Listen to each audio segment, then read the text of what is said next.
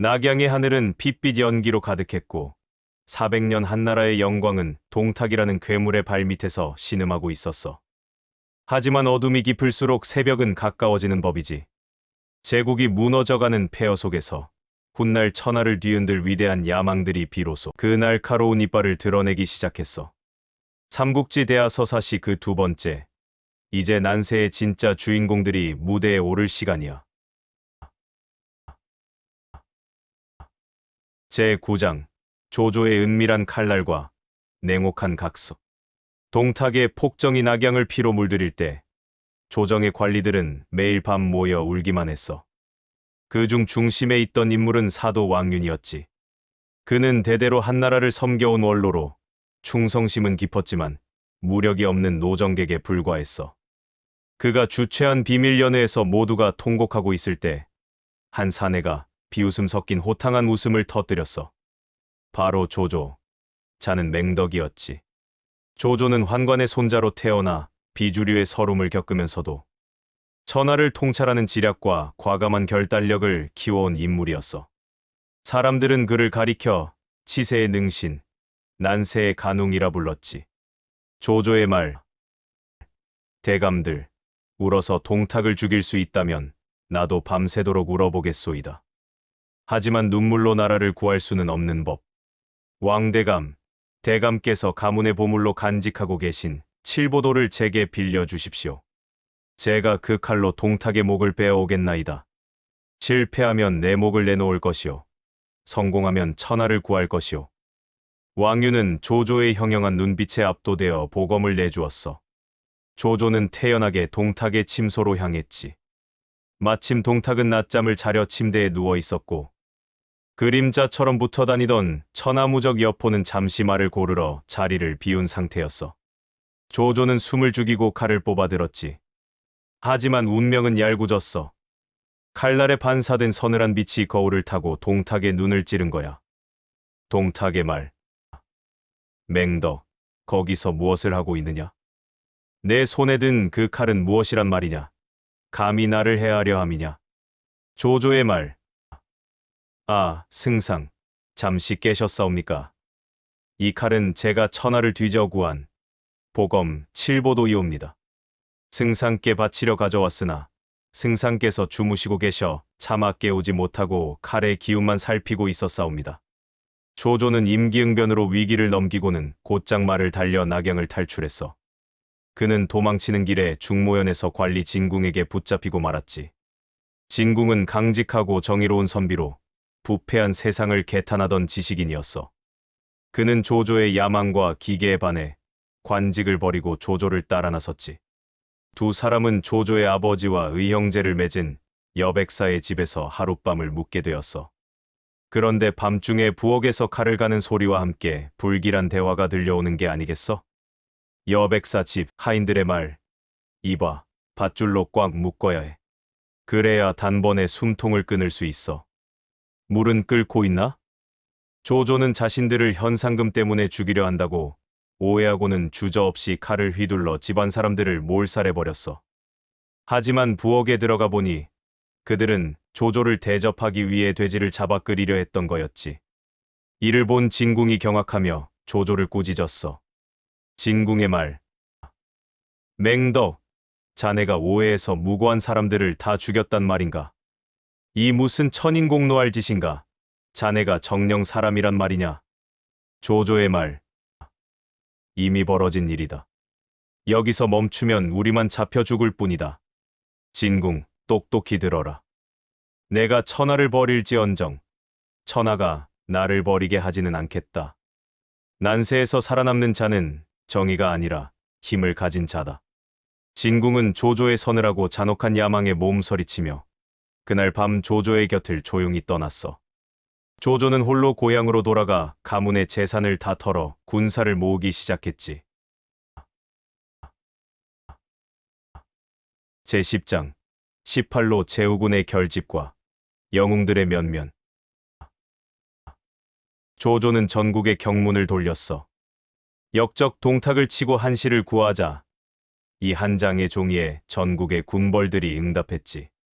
가장 먼저 나선 인물은 명문 중의 명문, 4세 50의 가문에서 태어난 원소였어. 원소는 자는 본초로 수려한 외모와 당당한 위엄을 가졌지만 결정적인 순간에 망설이는 우유부단함이 약점인 인물이었지. 제후들은 원소의 가문을 존중해 그를 맹주로 추대했어. 원소의 말, 나 원소가 맹주로서 맹세하노라. 우리는 비록 이곳에 모인 땅과 뜻은 다르나 오직 역적 동탁을 멸하고 황제 폐하를 구하는 일념으로 하나가 될 것이다. 만약 사사로운 이익을 위해 배신하는 자가 있다면 천지신명이 용서치 않을 것이다. 그 옆에는 강동의 호랑이라 불리는 손견이 있었어. 손견은 자는 문대로 용맹하고 거침없는 성격의 무장이었지. 그는 오나라의 기틀을 닦는 선구자 역할을 하게 될 사내였어. 그리고 또 한 명의 중요한 인물이 북쪽에서 내려왔지. 바로 북평의 태수 공손찬이었어. 공손찬은 백마이종이라는 정의 기병대를 이끄는 북방의 강자였는데 그는 젊은 시절 유비와 함께 노식 문화에서 공부했던 동문수학한 사이였지. 유비와 관우 장비는 안희연에서 도구를 매질하고 도망친 뒤 갈 곳이 없었어. 그러다 옛 친구인 공손찬의 부대 소식을 듣고 그를 찾아갔지. 공손찬은 유비의 처지를 딱하게 여겨 그들을 자신의 휘하에 거두어 주었어. 그렇게 삼형제는 공손찬의 깃발 아래 서서 역사적인 반동탁 연합군의 말단으로 합류하게 된 거야. 공손찬의 말, 현덕, 자네 같은 인재가 어찌 이런 곳에서 이름도 없이 지내고 있단 말인가. 걱정 말게. 이번에 동탁을 치면 자네의 공을 내가 반드시 세상에 알릴 것이네. 유비의 말, 받아주셔서 감사합니다, 형님. 제 한 몸 바쳐 나라를 구하는 데 일조하겠습니다. 제후들은 화려한 장막 안에서 술을 마시며 공을 논했지만 그들의 속마음은 제각각이었어. 조조는 이들을 보며 씁쓸하게 웃었지. 특히 원소의 동생 원술은 오만하고 탐욕스러워 제후들 사이의 갈등을 부추기는 인물이었어. 그는 연합군의 보급과 군량을 총괄하는 막중한 자리를 맡고 있었지. 제11장 원술의 시기와 굶주린 강동의 호랑이. 연합군의 선봉을 맡은 손견은 무서운 기세로 동탁의 군대를 몰아붙였어. 그는 사수관 근처까지 진격하며 동탁의 간담을 서늘하게 했지. 하지만 손견의 승승장구는 연합군 내부의 누군가에게는 가시 같았어. 바로 군량을 책임지는 원술이었지. 원술의 말, 손견은 본래 강동의 미천한 집안 출신이 아닌가. 그런 자가 낙양에 가장 먼저 입성하여 큰 공을 세운다면 우리 원씨 가문의 체면이 무엇이 되겠느냐. 손견이 승리하게 두어서는 안 된다. 원술의 참모의 말, 하지만 주공, 손견은 지금 우리 연합군의 선봉입니다. 그가 무너지면 연합군 전체가 위험해질 수도 있습니다. 원술의 말, 상관없다. 손견이 너무 커지는 것보다 차라리 조금 고전하게 두는 것이 낫다. 여봐라, 손견의 군대에 보내기로 한 식량과 군마의 사료를 모두 중단하라. 명을 어기는 자는 목을 칠 것이다. 이 비열한 결정으로 인해 전방에서 목숨 걸고 싸우던 손견의 군대는 순식간에 아수라장이 되었어. 며칠째 식량이 끊기자 군사들은 굶주림에 허덕였고 사기는 바닥으로 떨어졌지. 이때를 놓치지 않고 동탁의 맹장 화웅이 밤을 틈타 손견의 진영을 기습했어. 손견의 말, 이럴 수가. 원술 대감이 군량을 보내주기로 맹세했거늘 어찌 한 끼의 밥도 내려오지 않는단 말이냐. 군사들이 배가 고파 창도 제대로 들지 못하는구나. 정보의 말, 주공, 적장 화웅이 코앞까지 들이닥쳤습니다. 일단 후퇴하셔야 합니다. 손견은 피눈물을 흘리며 후퇴해야 했어. 그는 간신히 목숨만 건져 원소의 대장막으로 돌아왔지. 손견은 원술을 쏘아보며 울분을 토했어. 손견의 말, 원술 대감, 내가 사사로운 이익을 위해 싸웠소. 역적 동탁을 치려 선봉에 섰거늘 어찌 아군에게 칼을 꽂는단 말이오. 대감의 그 비열한 행동 때문에 내 용맹한 군사들이 헛되이 죽어나갔소. 원술은 뻔뻔하게 발뺌을 하며 하인들에게 책임을 전가했지만 연합군의 결속력에는 이미 거대한 금이 가기 시작했어. 제12장 식지 않은 술잔, 관우의 전설. 손견이 물러난 뒤 화웅의 기세는 하늘을 찔렀어. 화웅은 연합군의 명장들을 차례로 베어 넘기며 비웃었지. 원소는 자신의 명장 알량과 문추가 아직 도착하지 않은 것을 한탄하며 땅을 쳤어. 그때 공손찬의 뒤에 서 있던 붉은 얼굴의 사내가 천천히 걸어 나왔지. 관우의 말, 제가 나가서 저 도둑놈 화웅의 머리를 베어 오겠습니다. 원술의 말, 무례하도다. 내 놈은 누구기에? 제후들이 모인 신성한 장막에서 함부로 나서는 거냐? 벼슬이 무엇이냐? 공손찬의 말, 이 사람은 유현덕의 동생 관우라 하오. 지금은 우리 군의 마궁수 자리에 있소이다. 원술의 말, 고작 활이나 쏘는 마궁수 따위가 우리 연합군의 사람이 그렇게도 없단 말이냐? 저놈을 당장 끌어내 매질하라. 조조의 말, 원술대감, 고정하시오. 저 사내의 풍모를 보시오. 수염이 당당하고 눈빛이 서리빨 같으니 예사인물이 아니오. 관장군, 화웅을 벤다면 그대의 공을 누가 무시하겠소. 자, 가기 전에 이 따뜻한 술 한 잔으로 몸을 데우시구려. 조조는 직접 술을 따라 관우에게 건넸어. 하지만 관우는 술잔을 받지 않고 말 위에 올라타며 청룡원 얼도를 고쳐쥐었지. 술은 두고 가겠습니다. 이 술이 식기 전에 돌아오겠습니다. 관우가 전장으로 달려나가자 장막 밖에서는 천지를 진동하는 북소리와 비명, 말 울음소리가 뒤섞여 들려왔어. 제후들이 가슴을 졸이며 서로의 얼굴만 쳐다보던 그때 말이 달려오는 소리가 들리더니 관우가 피칠갑이 된 청룡원 얼도를 들고 나타났어. 그의 다른 한 손에는 화웅의 머리가 들려 있었지. 조조의 말, 오, 정말로 화웅을 베었단 말인가? 조조는 탁자 위에 놓인 술잔을 만져보았어. 술잔에서는 여전히 김이 모락모락 나고 있었지. 제후들은 경악했고 유비 삼형제의 이름은 비로소 천하 영웅들의 머릿속에 각인되었어.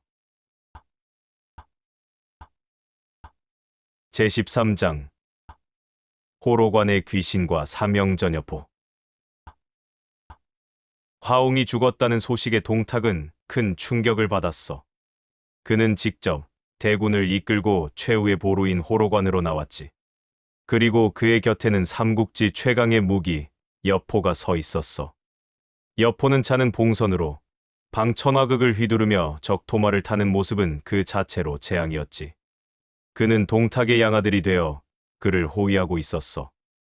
여포의 말, 화웅을 죽인 놈이 누구냐? 내 앞을 막아서는 자는 모조리 고깃덩어리로 만들어주마. 원소의 졸개들아. 어서 나와서 이 방천화극의 맛을 보아라. 천하의 나를 당할 자가 누구냐? 여포는 연합군의 장수들을 팔이 목숨처럼 베어 나갔어. 아무도 감히 여포의 적토마 근처에 다가서지 못할 때 장비가 장팔사모를 치켜들며 번개같이 달려나갔지. 이 삼성간호, 세 개의 성을 가진 종놈아, 성을 3번이나 갈아치운 부끄러운 놈이 감히 누굴 겁박하느냐? 나 장비가 내 놈의 목구멍에 창을 꽂아주마. 여포의 말, 고작 소잡는 백정놈이 감히 천하의 여포에게 대드느냐?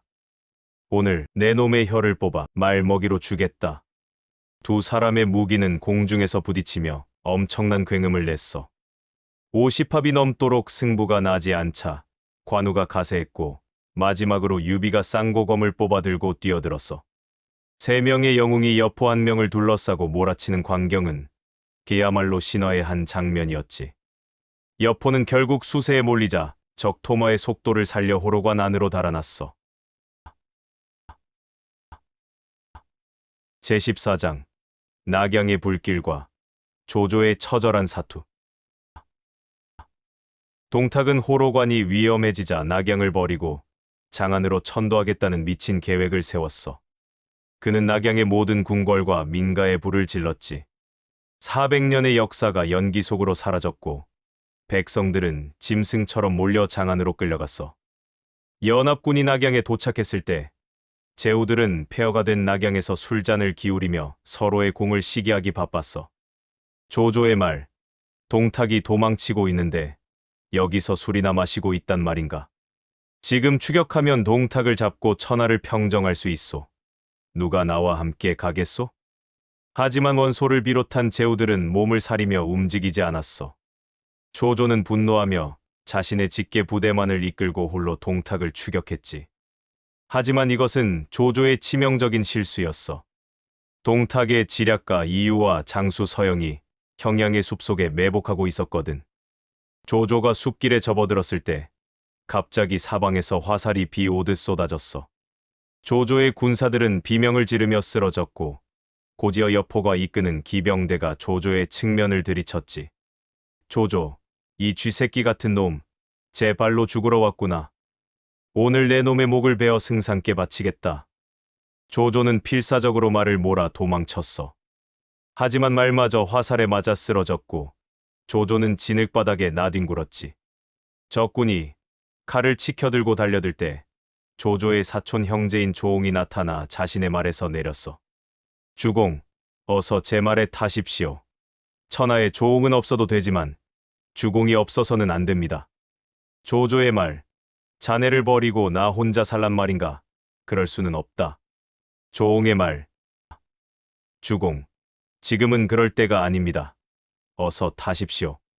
조옹은 조조를 말에 태우고 자신은 발로 뛰며 조조를 보호했어. 조조는 쫓아오는 여포의 추격대를 피해 강을 건너고 숲을 헤매며 겨우 목숨을 건졌지. 이 패배로 조조는 자신의 군사 태반을 잃었어. 그는 피투성이가 된 채 돌아와 연합군의 장막을 향해 일갈했지.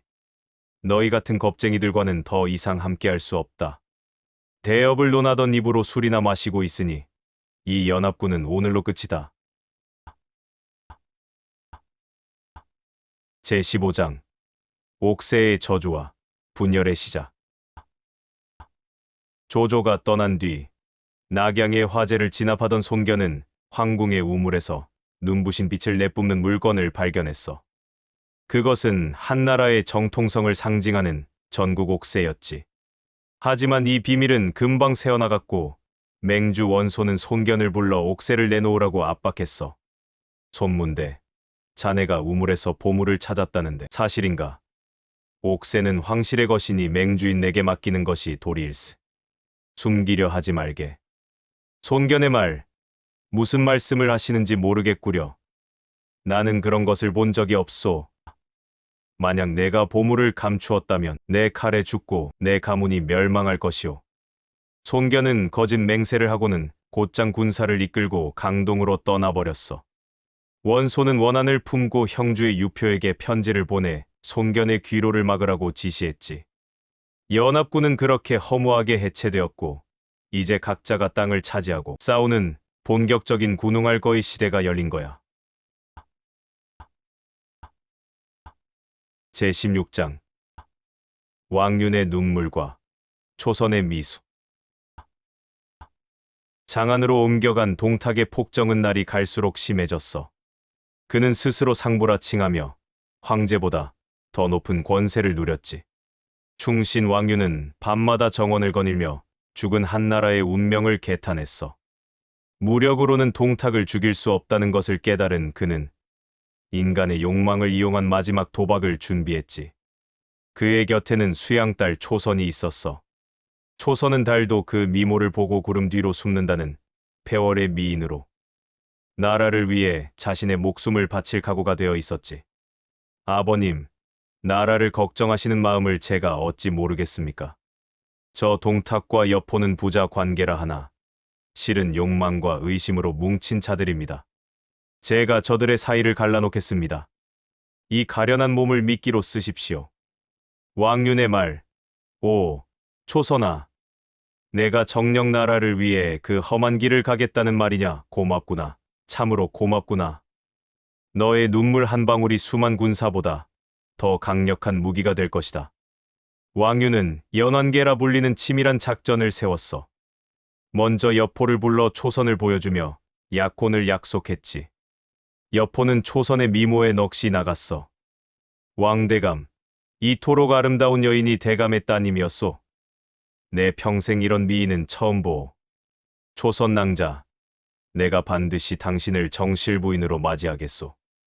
그리고 다음 날 왕유는 동탁을 초대해 초선을 보여주었어. 동탁 역시 초선의 매력에 빠져 그녀를 자신의 궁으로 데려가 버렸지. 초선은 두 남자 사이를 오가며 기름을 부었어. 동탁 앞에서는 여포가 자신을 겁탈하려 한다고 울고, 여포 앞에서는 동탁이 억지로 자신을 끌고 왔다고 흐느꼈지. 질투와 분노는 피보다 진했던 양부자의 연을 갈기갈기 찢어놓았어. 장안의 어두운 궁궐 안에서 동탁의 수명을 끊을 마지막 음모가 무르익고 있었지. 삼국지 대하 서사시 제2부, 거대한 악의 몰락과 새로운 군웅할거의 시대가 다가오고 있었어. 난세의 불길은 이제 더 뜨겁게 타오를 준비를 마쳤지. 모든 인연은 얽히고 설켜 누구도 예측할 수 없는 피의 소용돌이로 향하고 있었어. 다음 제3부, 미인계와 동탁의 최후, 그리고 서주의 피바람 편에서 진정한 권력의 지각 변동이 시작됩니다. 좋아요, 구독 부탁드립니다.